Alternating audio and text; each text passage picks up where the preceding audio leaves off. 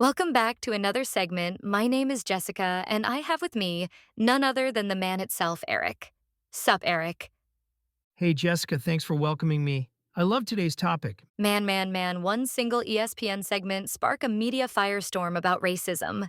Kendrick Perkins made unfounded claims about LeBron James showing racial bias in his media choices, only to have those claims shattered in real time by Richard Jefferson and Channing Frye. You know what's fascinating about this whole situation? It perfectly captures how media personalities sometimes make inflammatory statements without doing basic fact checking. The fallout was almost immediate. Let's break down exactly what happened here. Perkins went on First Take and questioned why LeBron was working with Pat McAfee, JJ Redick, and Steve Nash instead of black media personalities. But he clearly hadn't done his homework. That's when Richard Jefferson and Channing Frye stepped in with some pretty compelling evidence to the contrary, right? Exactly. Let's take a look at the clip. Last thing, and I'm glad y'all brought up the Mind the Game podcast. And the one thing I will say, sharing the locker room with LeBron James, being LeBron James' teammate, being in McDonald's All-American, all that, he is one of the brightest basketball minds I've ever been around. Okay, you lose JJ Redick, and then you go out and get Steve Nash. I would never question Steve Nash IQ or his intelligence when it comes down to the game of basketball. But Richard Jefferson just got hired as on our A team to cover the NBA Finals. He's smart as hell. Shannon Frye, who won the championship with LeBron James, who does NBA TV, he's intelligent as hell. Phil Handy, who LeBron James won 2 championships with, who's now doing his own thing, he's intelligent as hell. Hell, Draymond Green. Well, I know Draymond Green ruffled the feathers, but no one could ever question his basketball mind or his basketball IQ. He's smart as hell. They revealed that LeBron had appeared on their Road Trippin' podcast 5 times, including a massive episode after the 2020 championship that generated millions of views. But here's what's really interesting. They also pointed out that LeBron actually created a podcast company that both Draymond Green and JJ Redick signed with. Who LeBron chose to sit next to. Bron has been on this podcast multiple times, 5 times. He sat with us after they won the 2020 championship, right? He sat with us and did an in-studio interview. Go check it out. Millions of views. Great time.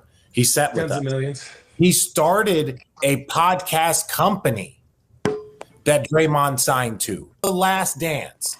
They use this podcast audio clip. I say that to say is that he has supported and been there. So when we start picking and choosing, like they was talking about on the Gilbert Arenas podcast, when you start picking and choosing who he has to give his platform to at what time and what platform, yes, we're all going to want to win that. But if he chooses for a reason, then let's look at the history still. He has helped lift up a ton of other podcasts. He has done other things. That's just true. You know, that certainly puts a different spin on Perkins' narrative about LeBron not supporting black media personalities. I find it interesting that Perkins didn't do his homework on this before going on ESPN. And you know what really struck me? Jefferson's emphasis on truth in media. He specifically said, if you're going to have an argument, please don't lie. Please don't make shit up. That's becoming increasingly important in today's media landscape. Especially when you consider how quickly these narratives can spread across social media platforms. Speaking of strategic moves, let's talk about the timing of LeBron's appearance on Pat McAfee's show. Channing Frye suggested there was some serious chess being played here, given the apparent power struggle between McAfee and Stephen A. Smith at ESPN. Oh, right. Since McAfee's show comes right after Smith's, it was like LeBron was sending a very deliberate message. And here's what makes this whole situation so fascinating from a media perspective. We're watching this shift in real time from traditional media control to athlete empowerment. LeBron isn't just playing basketball anymore. He's building a media empire.